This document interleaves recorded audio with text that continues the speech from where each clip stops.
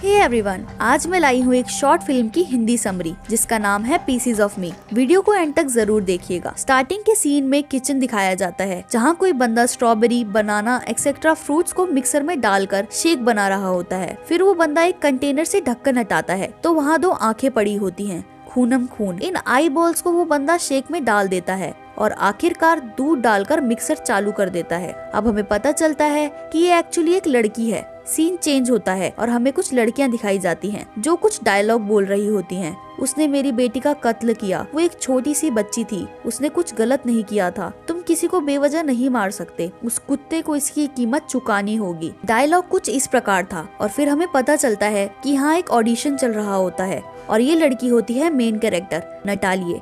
Audition में इसको भी रिजेक्ट कर दिया जाता है। वो अपना सारा सामान लेकर वहाँ से बाहर निकलती है और अपनी कार में बैठती है। वहाँ नटालिए को एक कॉल आता है। वो बंदा नटालिए पर बहुत भड़कता है क्योंकि उसने अपना ऑडिशन अच्छा नहीं दिया था। नटालिए को पता चलता है कि उसके डायलॉग से इमोशन और फीलिंग गायब है। उसके रिक्वेस्ट करने पर उसे एक लास्ट चांस मिल जाता है। अगर इस बार वो फेल हो गई तो वो बंदा उसके लिए कुछ नहीं कर पाएगा। फिर सीन चेंज होता है और एक लड़की दिखाई जाती है जो सिंगिंग ऑडिशन दे रही होती है और यही ऑडिशन एक औरत अपने फोन में देख रही होती है। तभी डोरबेल बजती है। वो गेट खोलती है तो बाहर नटालिए होती है। वो बताती है कि वो और लॉरेन एक ही एक्टिंग क्लास में थे।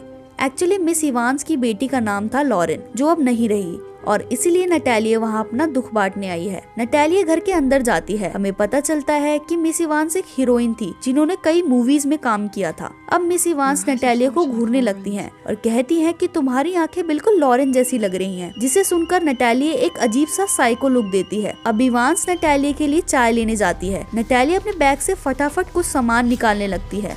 उसके हाथ से एक इलेक्ट्रिक टेजर गिर जाता है। वो उसे लेने भागती है पर वहाँ इवांस आ जाती है। नटालिए बहाना बनाकर बात संभाल लेती है और सोफे पर बैठते टाइम नटालिए टेजर वहीं छुपा देती है। फिर यहाँ मूवी एक अनएक्सपेक्टेड मोड़ ले लेती है। नटालिए कहती है कि उसी ने लॉरेन को मारा था। नटालिए कहती है कि उसने मेलन बॉलर से लॉरेन की आंखें बाहर निकाली और उन्हें खा लिया। वो कहती है कि उसके एजेंट ने कहा था कि ब्लू आईज वाली लड़कियों को रोल्स आसानी से मिल जाते हैं। मैंने कॉन्टैक्ट लेंस भी ट्राई करे पर वो बिल्कुल नकली लगते हैं। मिस इवांस आग बबूला हो जाती है और नटालिए को वहाँ से निकल जाने को कहती है। नटालिए नहीं उठती, इसीलिए वो पुलिस को कॉल करने लगती है। इसीलिए नटालिए उन्हें टेजर से करंट मार देती है। नेक्स्ट सीन में इवांस कुर्सी से बंधी होती हैं और रेनकोट पहनकर नटालिए वहाँ आती है। इवांस के मुंह पर टेप लगी होती है। नटालिए उससे पूछती है कि अगर मैं ये टेप हटा दूं तो क्या तुम मुझे बताओगी कि एक माँ के लिए अपने बच्चे को खोने का दर्द क्या होता है बिना चिल्लाए। इवांस हाँ कहती है, इसीलिए नटालिए टेप हटा देती है। जैसे ही टेप हटती है इवांस बेहद जोर से चीखती है,